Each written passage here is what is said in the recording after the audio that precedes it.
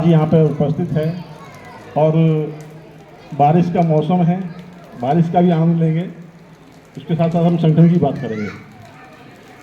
साथियों, आज आपके बीच आने का एक उद्देश्य है। मैं आज इस गांव में तीसरी बार आ रहा हूँ।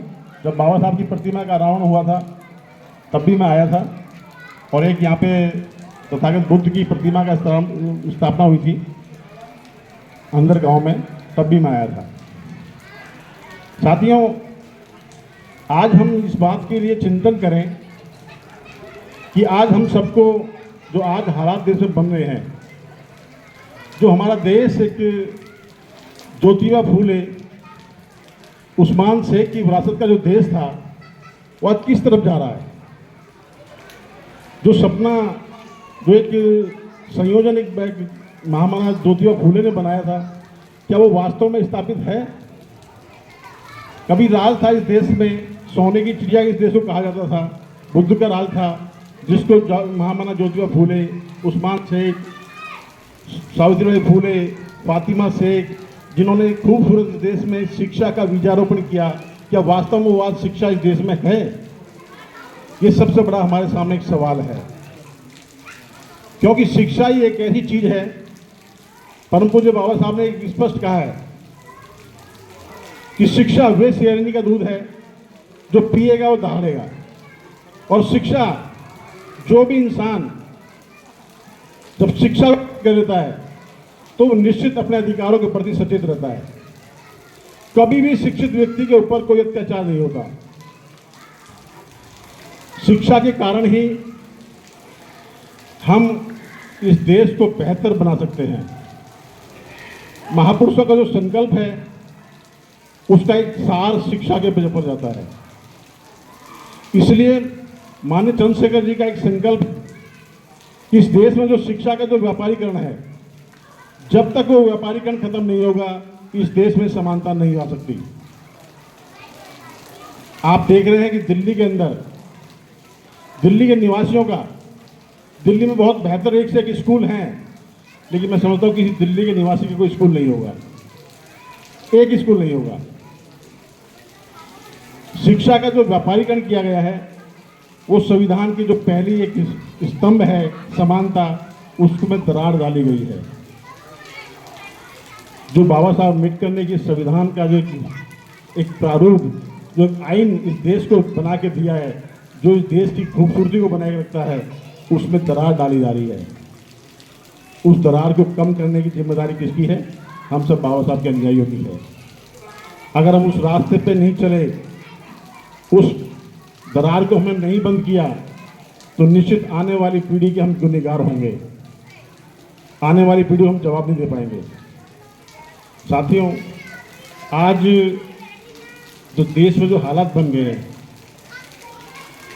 वो किस तरह के बन गए हैं? जो देश खूबसूरत था, वो बहुत भारी कर्ज में चला गया है। आज देश में जो नागरिक हैं वो भी कर्ज में हैं, और जो आने वाली संतानें हैं वो भी कर्ज में जन्म ले रही हैं। और देश के हुक्मरान कहते हैं कि दुनिया में डंका बज रहा है। तो पता नहीं कौन सा डंका बज रहा है। आप देश की दिल्ली में देख लो, अगर बारिश हो जाए तो पानी की निकासी का रास्ता नहीं।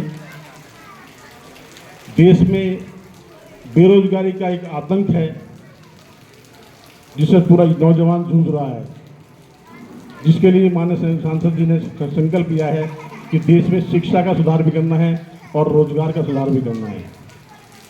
और जो अभी हमारे साथी है कि यहाँ बात कह रहे थे कि बाबा साहब की उंगली, वो उंगली ये नहीं है कि बाबा साहब की उंगली बटन दबाने के लिए।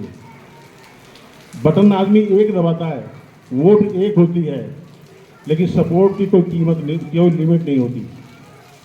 सपोर्ट एक भी हो सकती है, 1000 भी हो सकती है, लाख भी हो सकती है। इसलिए हमें वोट के साथ साथ सपोर्ट पर ज़्यादा ध्यान देना है। अगर हम सपोर्ट पर ध्यान नहीं देंगे तो हमारी वोट लुट जाएगी। जैसे कि आज देश में माहौल बनाया जा रहा है, हमारी वोट को भी जो एक चोरी किया जा रहा है, आज एक माहौल बन गया देश के अंदर।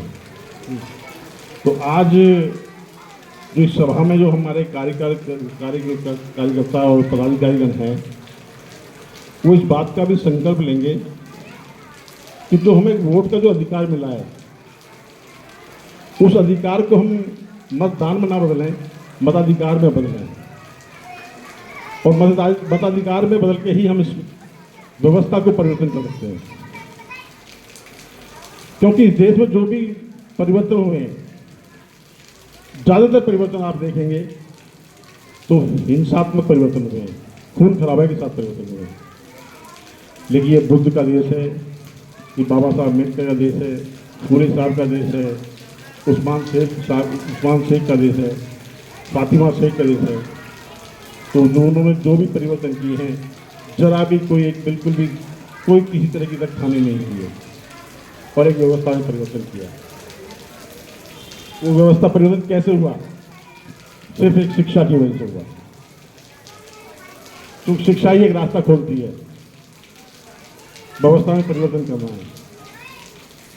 साथियों, बाबा साहब अम्बेडकर का भी हमने फोटो देखा है, फातिमा शेख का फोटो देखा है, उस्मान शेख का फोटो देखा है, जो महामना ज्योतिबा फूले का फोटो देखा है।